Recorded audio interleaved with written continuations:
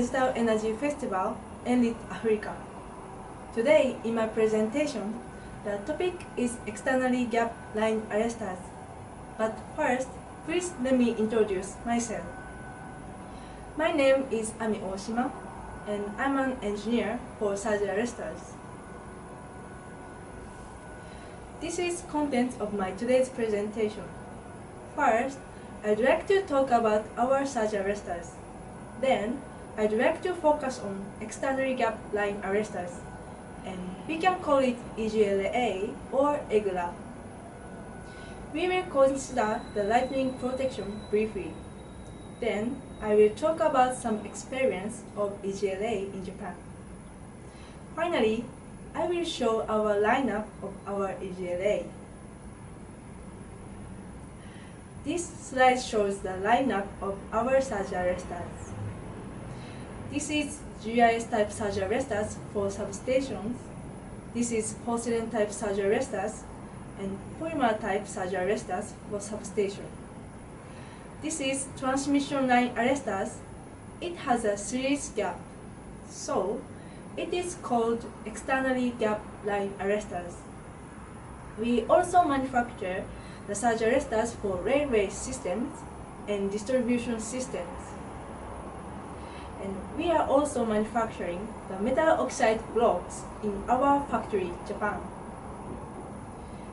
We have a lot of experience of surge arresters. Today, I would like to talk about the transmission line arresters, especially EGLA. This is our supply experience of surge arresters, AIS type and GIS type. We have supplied to many countries all over the world. We started the surge arrestor business in 1911. It is more than 100 years ago. And in 1978, we started to supply the gapless type surge arresters, and it has been going on for over 40 years. Now, I will move on to the next section, and I'd like to talk about externally gap line arresters, EGLA. This is an EGLA for 77 kV systems, and for 66 kV and 154 kV. They are for domestic uses. And for overseas, this is for 170 kV and this is for 220 kV. EGLA is relatively new technology. First edition of IEC standards 60099-8 was published in 2011. It is about only 10 years ago. This slide shows the lightning flash in the world. Here is Africa, and here is Japan. You can see that there are a lot of lightning in Japan, but much more in Africa. It can be said that power transmission systems have been always put in danger caused by lightning. This slide shows the causes of service faults on power transmission lines. The data is referred from the lightning measurement in Japan. From this data, it can be understood that more than 40% of power outage is caused by lightning. So, effective countermeasure against the lightning is highly required. This slide shows countermeasures against lightning stroke. Firstly, footing resistance of towers should be reduced. Next, grounding wires should be equipped, and the duplicated grounding wires are desirable. Third one, the differential insulation systems are also effective. It means that one-circuitable double-circuit lines must be protected. This graph shows how double-circuit fault can be prevented by each countermeasure respectively. And lightning protection by these methods is not 100%. However, When applying transmission line arresters, lightning flash over rate becomes 0%. From this data, we can say that transmission line arrestor has the best effectiveness. Next, I'd like to talk about the effectiveness of EGLA.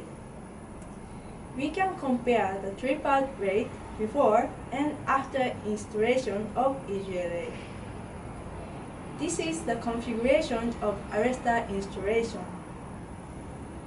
There is no arrestor, and the arresters are installed on every phase of one circuit of double circuit lines.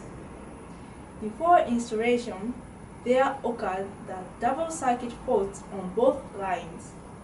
But after installation of EGLA, no faults occurred on the arrestor installed line, and double circuit fault did not occur. That is the effectiveness of EGLA. Next, I'd like to explain EGLA. This is the basic configuration of EGLA. This is the insulator strings, and here are arrestor units, and non-linear zinc oxide blocks are in this arrestor unit. Here is the series gap, and this is the feature of EGLA. This series gap is designed to operate against lightning over voltage and designed to withstand switching over voltage and TOV. This series gap is designed to operate against lightning over voltage, so flashover at insulators can be avoided. And this series gap is designed to withstand switching over voltage and TOV. Power supply can be kept if the arrestor unit fails. This is the cross-section of arrestor unit and metal oxide blocks in it. These metal oxide blocks are directly molded with silicon rubber. The metal oxide blocks have the 2 times higher reference voltage compared to usual ones. Then, lightweight and compact design of arrestor units can be achieved. Next, I'd like to explain the principle of operation of EGLA. When lightning strikes to the tower top or ground wires, the voltage across the insulators arise, and the flashover between the gaps occur. And then the voltage is suppressed by the arrestor unit, and forward current will be interrupted immediately. Trip out on circuit with EGLA can be prevented in this way. This is the testing view, and you can see the flashover between gaps. This is oscillograms of the test, and the forward current is interrupted in a half cycle. As I mentioned earlier, I'd like to explain the operation of EGLA. In the case that EGLA is not equipped, lightning strikes to the tower top or ground wires, the voltage across the insulators arise, and the flashover occurs. Then the power supply will be interrupted. But if EGLA is equipped, lightning strikes to the tower top or ground wires, the voltage across the insulators arise, and the flashover between the gaps occur. And then the voltage is suppressed by the arrestor unit, and the forward current will be interrupted immediately. Trip out on circuit with EGLA can be prevented in this way. There are 2 types in transmission line arresters, gapless type and gap type EGLA. For gapless type, we have to consider about the duties of lightning over voltage, switching over voltage, and power frequent over voltage. So the gapless type line arrestor becomes large and heavy. and it is always energized, so we have to consider the deterioration of the metal oxide blocks. Also, this connector is necessary in case that arrestor unit fails. But in the case of EGLA, we only have to consider the duty of lightning over voltage. So, the compact and lightweight design is achieved. Due to the series gap, arrestor unit is not energized during the operation. So, we do not need to consider the deterioration of the metal oxide blocks. And even when the arrestor unit fails, power supply can be kept. It's because the gaps can work as usual arc horns. So, we strongly recommend externally gap line arrestor, EGLA. Next, I'd like to talk about the disadvantages of gapless line arresters. Gapless line arresters have some disadvantages.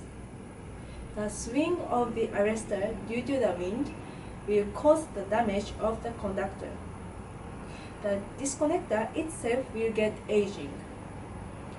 Liquid wire will get worn out by vibration due to the wind.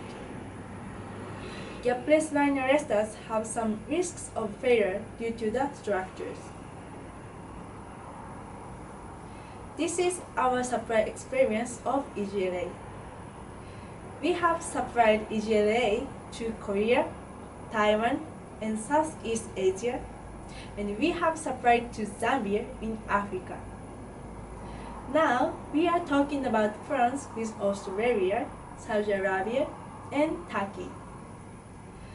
Now, applications of EGLA has been expanding very quickly.